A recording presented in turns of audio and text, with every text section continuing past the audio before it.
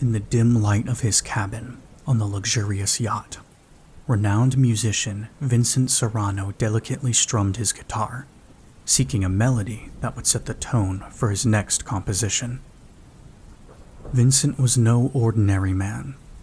He was a musician whose compositions painted stories, and his talent on the guitar was unparalleled. His music brought joy to millions, transcending language and cultural barriers. Every note he played whispered a tale of love, life, and longing, deeply touching the hearts of his listeners. He grew up in a small town in Italy, where he discovered his passion for music at a young age. It was there, amid the narrow cobblestone streets and the scent of fresh bread and ripening olives, that he strummed his first guitar, a gift from his grandfather. His journey from there was nothing short of extraordinary. From a boy with a dream to a worldwide phenomenon.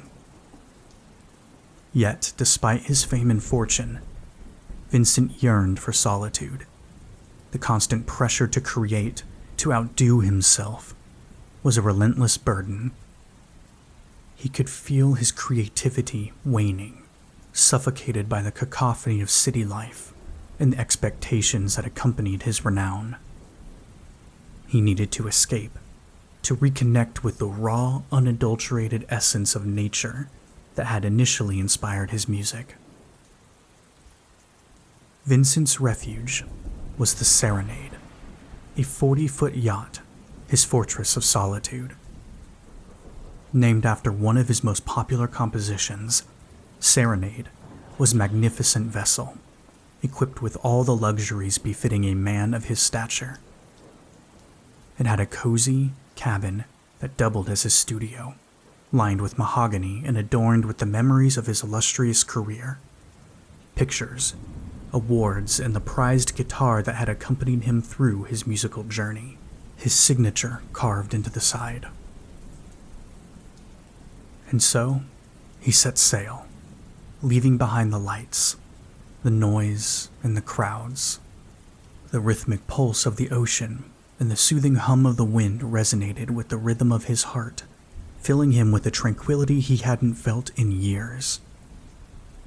Here, on the vast canvas of the Atlantic, he hoped to rekindle the dying embers of his creativity and compose his masterpiece. As the days melded into nights and the nights into days, Vincent lost track of time. His world was reduced to the sway of the sea, the strum of his guitar, and the haunting melody that began to take form, echoing the melancholy of his heart.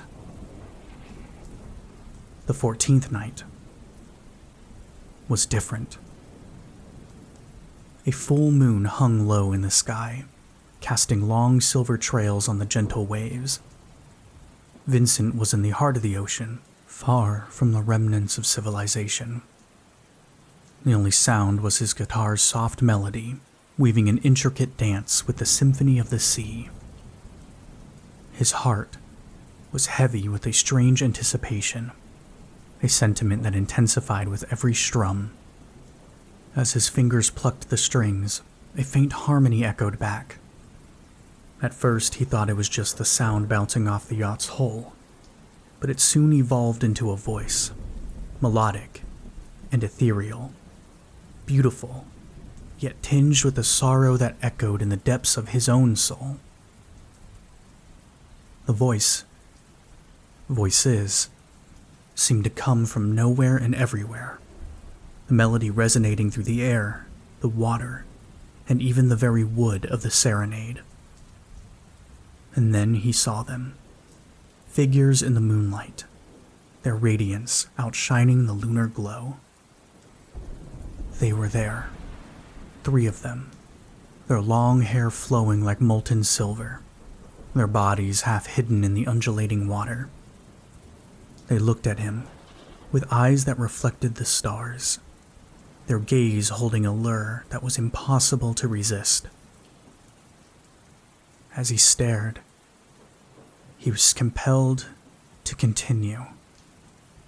His hands, began to move over the strings, the music flowing naturally, now a part of the mysterious symphony echoing over the ocean. They sang, their voices harmonizing perfectly with his tune, an ethereal choir that filled the night. Their song was one of longing and despair, a melody that mirrored his own restlessness. Vincent, entranced, continued to play, his own melody intertwining with theirs. His music, once a solitary echo over the sea, was now a part of something larger, something beautiful and terrifying. Throughout the night, Vincent played, never stopping to consider what he was experiencing. He played, and they sang. But as dawn approached, the enchanting encounter felt increasingly sinister, their captivating beauty overshadowed by an inexplicable fear. As the first rays of the sun breached the horizon, they disappeared, leaving only their intoxicating melody lingering in his mind. From that night, Vincent was no longer alone in his voyage. He had drawn them with his music, and now they refused to let him go. Days turned into a whirlwind of apprehension and morbid fascination for Vincent. The sunlit hours were filled with dread as he anticipated their return. And yet when the moon took its place in the heavens, he found himself yearning for their ethereal chorus. Every night, as twilight faded into darkness, they would emerge from the depths, their bodies shimmering in the moonlight, their voices echoing the haunting melody that now defined his reality. The serenade became a stage for this macabre concert. Each strum of his guitar, every chord, every note, was a call that they answered, their enchanting voices rising and falling with the rhythm of his music. His composition, once a desperate cry for inspiration, was now a deadly serenade that bound him to these supernatural beings. But as the nights passed, the glamour of the ethereal slowly faded. The captivating figures in the moonlight began to reveal their sinister nature. Their gleaming eyes bore into him, no longer just enchanting but predatory. Their luminous smiles hid a deadly intent. And their song, once beautiful but haunting, seemed now a dirge, a requiem for a life unknowingly surrendered.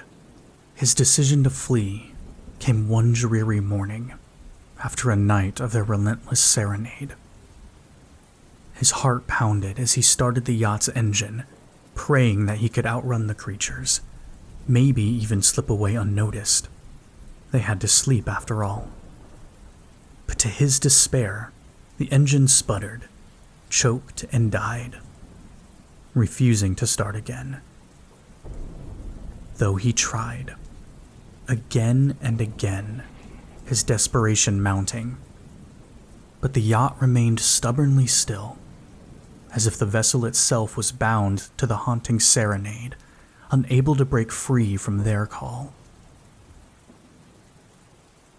Calling for help was his first thought, but his second was full of self-deprecating thoughts. Vincent's only link to the outside world, his radio, had become a casualty of his obsession. One of those early, frantic nights when the symphony he and the creatures were creating was still beautiful, he was desperate to record the melody that had taken possession of his nights. In his haste, he'd knocked it over. The radio, once his lifeline, now lay shattered beside him. He was entirely cut off, not a soul in the world aware of his peril. The irony of it, a renowned musician, lost in the melody of his doom. His only solace, his guitar, now felt like a lead weight. Each note he strummed in the silence of his isolation was a cruel echo, a reminder of the captivating song that had sealed his fate. The same fingers that had once created symphonies were now puppeteered by a terrifying enchantment, drawn to create the haunting melody that would usher in his end. And their presence was no longer an enchanting mystery. It was a deathly promise. Those captivating figures in the moonlight were, in truth, the sirens of his doom. Their melodious serenade was now a death chant, whittling away at his sanity. As his resources dwindled, he knew the end would come soon, and he clung to his music, trying desperately to drown out the melody of the creatures with his own. But it was no use. It was as if their voices pierced through his skull. Eventually, finally, and unsurprisingly, the relentless serenade broke Vincent. Their enchanting melody, once a bewitching mystery, was now a deathly lure, an irresistible call. His spirit, once unbowed, started to crumble. His heart echoed their siren song, each beat pulling him closer to the depths. Vincent surrendered. He rose from his spot, his gaze locked on the spectral figures, his guitar slipping from his hands and clattering onto the deck of the serenade. For a split second, a singular moment, he was terrified. And then, he was the most calm he had ever been in his entire life. With the creature's serenade as his requiem, Vincent stepped off the edge of the boat. The cold ocean embraced him, pulling him deeper. The creature's gleaming eyes the last thing he saw before the world became a swirling chaos of blues and blacks. "Look at this, Jim," a man called out, stooping down to pick up the guitar and reading the scribble on the side of it. "Vincent Serrano." These fucking rich people, man, putting their names on everything. After securing the line between their humble sailboat and the seemingly deserted yacht they happened upon, Jim frowned as he scanned the deck. "Something feels wrong, Eddie." Fine, I'll put it back." "No, I don't mean that. I just mean in general, you know? The dude's probably passed out after a bender below deck in a bed full of women. You know, come on, we might as well check out what might be around. You know, might just be left out. Would certainly love a souvenir or two." Before Eddie could respond, a melody began to waft through the air. The men froze. "Do you hear that?" Eddie whispered, his voice barely audible. Nearly drowned out by the melody, they heard a splash. As they turned, they saw their boat had somehow come untied and was already several dozen meters away.